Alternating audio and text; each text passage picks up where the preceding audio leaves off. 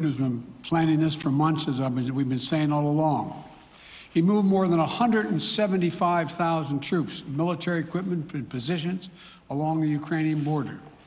He moved blood supplies into position and built a field hospital, which tells you all you need to know about his intentions all along. He rejected every good faith effort the United States and our allies and partners made to address our mutual security concerns through dialogue, to avoid needless conflict and avert human suffering. For weeks, we have been warning that this would happen. And now, it's unfolding largely as we predicted. In the past week, we've seen shelling increase in the Donbass, a region in eastern Ukraine controlled by Russian-backed separatists. The Russian government has perpetrated cyber attacks against Ukraine. We saw a staged political theater in Moscow, outlandish and baseless claims that Ukraine was about to invade and launch a war against Russia, that Ukraine was prepared to use chemical weapons, that Ukraine committed a genocide. Without any evidence, we saw a flagrant violation of international law in attempting to unilaterally create two new so-called republics on sovereign Ukrainian territory. And at the very moment that the United Nations Security Council was meeting to stand up for Ukraine's sovereignty, to stave off invasion, Putin declared his war. Within moments, missile strikes began to fall on historic cities across Ukraine. Then came the air raids, followed by tanks and troops rolling in. We've been transparent with the world. We've shared declassified evidence about Russia's plans and cyber attacks and false pretexts so that there could be no confusion or cover-up about what Putin was doing. Putin is the aggressor. Putin chose this war, and now he and his country will bear the consequences. Today, I'm authorizing additional strong sanctions and new limitations on what can be exported to Russia. This is going to impose severe cost on the Russian economy, both immediately and over time. We have purposely designed these sanctions to maximize the long-term impact on Russia and to minimize the impact on the United States and our allies. I want to be clear, the United States is not doing this alone. For months, we've been building a coalition of partners representing well more than half the global economy.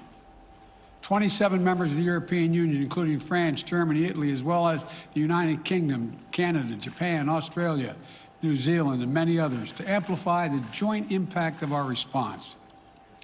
I just spoke with the G7 leaders this morning, and we're in full and total agreement. We will limit Russia's ability to do business in dollars, euros, pounds, and yen to be part of the global economy. We'll limit their ability to do that. We're going to stunt the ability to finance and grow the Russian military. We're going to impose and we're going to impair their ability to compete in high-tech 21st century economy. We've already seen the impact of our actions on Russia's currency and the ruble, which early today hit its weakest level ever in history. The Russia stock market plunged today. The Russian government borrowing rate spiked by over 15%. In today's actions, we've now sanctioned Russian banks that together hold around $1 trillion in assets. We've cut off Russia's largest bank, a bank that holds more than 1/3 of Russia's banking assets by itself, cut it off from the U.S. financial system. And today, we're also blocking 4 more major banks. That means every asset they have in America will be frozen. This includes VTB, the second largest bank in Russia, which has $250 billion in assets. As promised, we're also adding the names to the list of Russian elites and their family members that we're sanctioning as well. As I said on Tuesday, these are people who personally gain from the Kremlin's policies, and they should share in the pain. We will keep up this drumbeat of those designations against corrupt billionaires in the days ahead. On Tuesday, we stopped the Russian government from raising money from U.S. or European investors. Now we're going to apply the same restrictions to Russia's largest state-owned enterprises, companies with assets that exceed $1.4 trillion. Some of the most powerful impacts of our actions will come over time as we squeeze Russia's access to finances and technology for strategic sectors of its economy and degrade its industrial capacity for years to come. Between our actions and those of our allies and partners, we estimate that we'll cut off more than half of Russia's high-tech imports. It will strike a blow to their ability to continue to modernize their military. It will degrade their aerospace industry, including their space program. It will hurt their ability to build ships, reducing their ability to compete economically. And it will be a major hit to Putin's long-term strategic ambitions. And we're preparing to do more. In addition to the economic penalties we're imposing, we're also taking steps to defend our NATO allies, particularly in the East. Tomorrow, NATO will convene a summit. We'll be there to bring together the leaders of 30 allied nations and close partners to affirm our solidarity and to map out the next steps we will take to further strengthen all aspects of our NATO alliance. Although we provided over $650 million in defensive assistance to Ukraine just this last year, let me say it again. Our forces are not and will not be engaged in the conflict with Russia in Ukraine. Our forces are not going to Europe to fight in Ukraine, but to defend our NATO allies and reassure those allies in the East. As I made crystal clear, the United States will defend every inch of NATO territory with the full force of American power. And the good news is, NATO is more united and more determined than ever. There is no doubt that the United States and every NATO ally will meet our Article 5 commitments, which says an attack on one is an attack on all. Over the past few weeks, I ordered thousands of additional forces to Germany and Poland as part of our commitment to NATO. On Tuesday, in response to Russia's aggressive action, including its troop presence in Belarus and the Black Sea, I've authorized the deployment of ground and air forces already stationed in Europe to NATO's eastern flank allies, Estonia, Latvia, Lithuania, Poland, and Romania. Our allies have also been stepping up, adding the other allies, the rest of NATO, adding their own forces and capabilities to ensure collective defense. And today, within hours of Russia's unleashing its assault, NATO came together and authorized and activated an activation of response plans. This will enable NATO's high readiness forces to deploy and when and where they are needed to protect our NATO allies on the eastern boundaries of Europe. And now I'm authorizing additional U.S. force capabilities to deploy to Germany as part of NATO's response, including some of the U.S.-based forces that the Department of Defense placed on standby weeks ago. I've also spoken with Defense Secretary Austin and Chairman of the Joint Chiefs, General Milley, about preparations for additional moves should they become necessary to protect our NATO allies and support the greatest military alliance in the history of the world, NATO. As we respond, my administration is using the tools, every tool at its disposal to protect American families and businesses from rising prices at the gas pump. You know, we're taking active steps to bring down the cost, and American oil and gas companies should not exploit this moment to hike their prices to raise profits. You know, in our sanctions package, we specifically designed to allow energy payments to continue.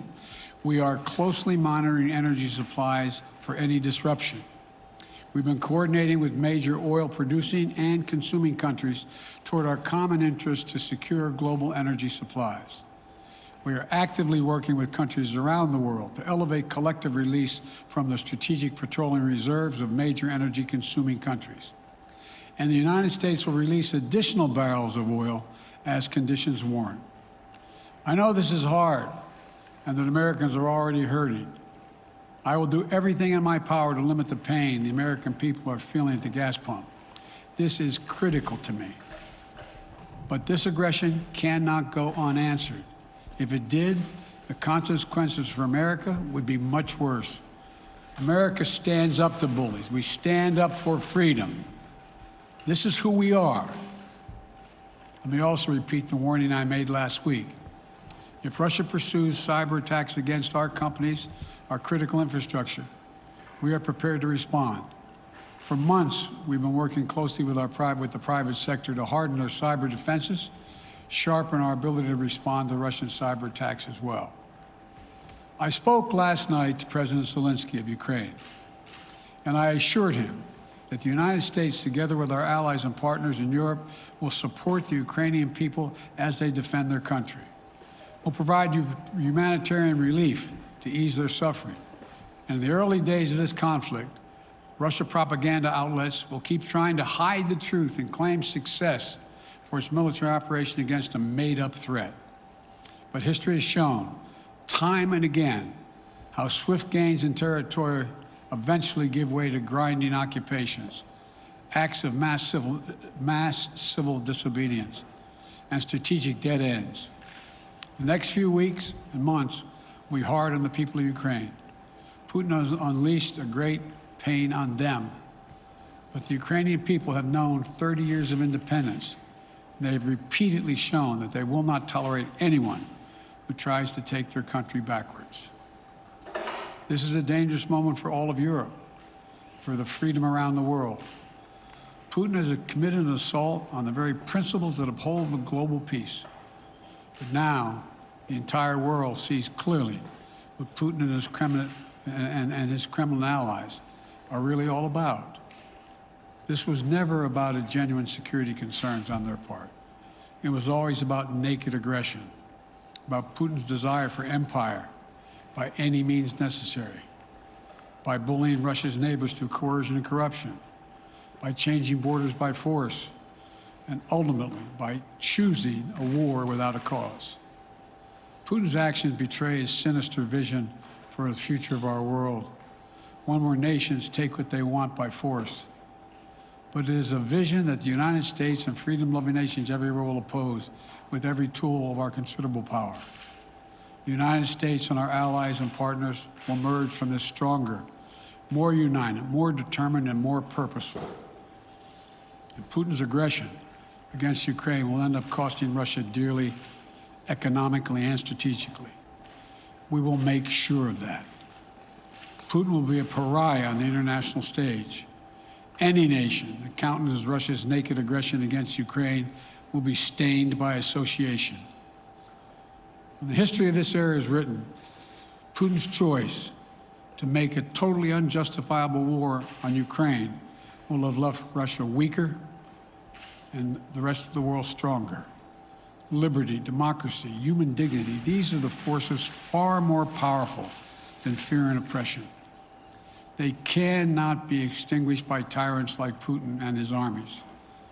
They cannot be erased by from people's hearts and hopes by any amount of violence and intimidation. They endure. In the contest between democracy and autocracy, between sovereignty and subjugation, make no mistake, freedom will prevail. God bless the people of a free and democratic Ukraine, and may God protect our troops. Mr. President. Associated Press, Zeke. Do you have any plans to speak with President Putin at this point, and what interactions have you had with the Russian government? I heard the first part. Do I have any plans to speak with Putin at this point, and what? What communications have you had with the Kremlin as far as military operations in Ukraine and making sure this does not spiral into a larger conflict? Well, it's a large conflict already. The way we're going to ensure it's not going to spiral to a larger conflict is by providing all the forces needed in the Eastern European nations that are members of NATO. NATO is more united than it's ever been, and I have no plans to talk with Putin.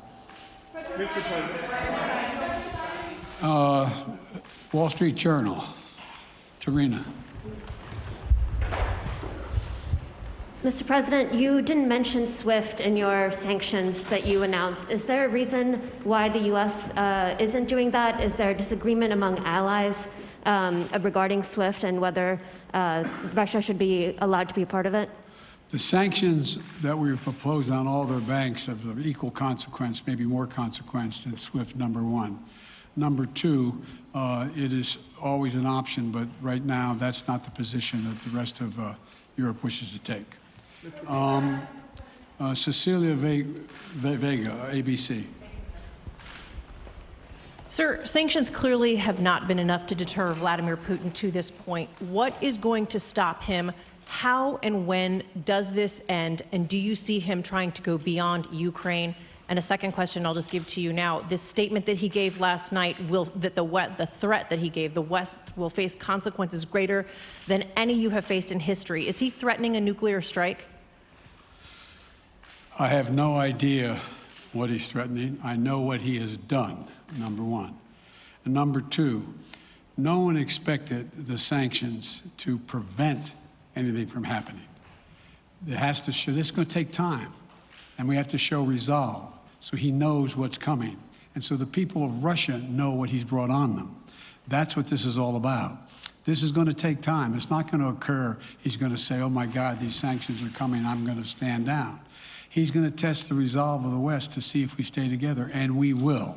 We will, and it will impose significant costs on him. Will he go beyond Ukraine, sir? Do you see him going? Yes. Thank you. All right, two topics, just really quick. First, markets are down and gas prices are up. I know you always stress the difference between Wall Street and Main Street, but everybody seems to be in for some economic pain. How economically painful is it going to get for people in this country? And I do have one more question. First of all, there's no doubt that when a major nuclear power attacks and invades another country, that the world is going to respond, and markets can respond all over the world. So there's no doubt about that, number one. Number two, the notion that this is going to last for a long time is highly unlikely as long as we continue to stay resolved in imposing the sanctions we're going to impose on Russia, period. What's your next question? I'm sorry. The next question is, did you underestimate Putin, and would you still describe him the way that you did in the summer as a worthy adversary? At the time, he was, I made it clear, as an adversary, and I said he was worthy. I didn't underestimate him. And I've read most of everything he's written. Did you read it? I shouldn't, I'm not being a wise guy. You heard the speech he made, almost an hour's worth of speeches, why he was going into Ukraine. He has much larger ambitions in Ukraine. He wants to, in fact, reestablish the former Soviet Union. That's what this is about. And I think that his ambitions are completely contrary to the place where the rest of the world has arrived. And with that, with his ambitions, you're confident that these devastating sanctions are going to be as devastating as Russian missiles and bullets and tanks? Yes, Russian bullets, missiles, and tanks in Ukraine. Yes, I am. Thank you, President Biden. If sanctions cannot stop President Putin, what penalty can? I didn't say sanctions couldn't stop him. But you've been talking about the threat of these sanctions for several weeks now. Yes, but the threat of the sanctions and imposing the sanctions and seeing the effect of the sanctions are two different things. They're two different things. And he's going to begin to see the effect of the sanctions. And what will that do? How will that change his mindset here, given he's Because it attacking will so Ukraine as we weaken his speak? country that he'll have to make a very, very difficult choice as to whether to continue to move toward being a second-rate power or, in fact, respond. You said in recent weeks that big nations cannot bluff when it comes to something like this. You recently said that the idea of personally sanctioning President Putin was on the table. Is that a step that you're prepared to take? And if It's not a bluff, it's on the table. Sanctioning President Putin? Yes. Why not sanction him today, sir? Mr. President? Why not sanction him today? Mr. President, if I can, you detailed some severe and swift new sanctions today and said the impact it will have over time. But given the full-scale invasion, given that you're not pursuing disconnecting Russia from what's called SWIFT, the international banking system, or other sanctions at your disposal, respectfully, sir, what more are you waiting for? Specifically, with the sanctions we've imposed exceed SWIFT. The sanctions we imposed exceed anything that's ever been done. The sanctions we imposed have generated two-thirds of the world joining us. They are profound sanctions. Let's have a conversation in another month or so to see if they're working. Yes. Can I ask you about Zelensky? Sir, you spoke to Vladimir Zelensky yesterday, sir? What's the risk that we are watching the beginning of another Cold War? And is there now a complete rupture in U.S. and Russian relations? There is a complete rupture right now in U.S.-Russian relations if they continue on this path that they're on. And in terms of a Cold War, that depends. You have the vast majority of the rest of the world in total opposition to what he's doing, from Asia to South America to Europe to around the world. And so it's going to be a cold day for Russia. The idea, you don't see a whole lot of people coming to his defense. And are you, if I could follow up, sir, are you urging China to help isolate Russia? Are you urging China to help isolate Russia? I'm not prepared to comment on that at the moment.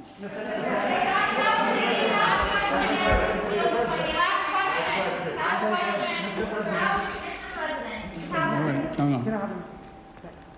Yeah. No. He's had his hand up a long time. Thank you, Mr. President.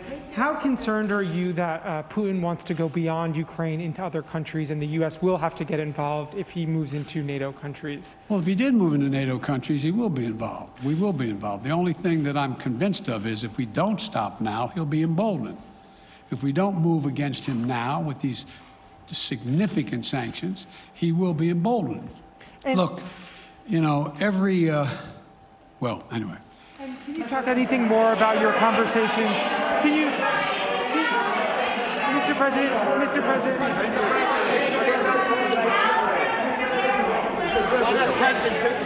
Why not sanction Putin directly today?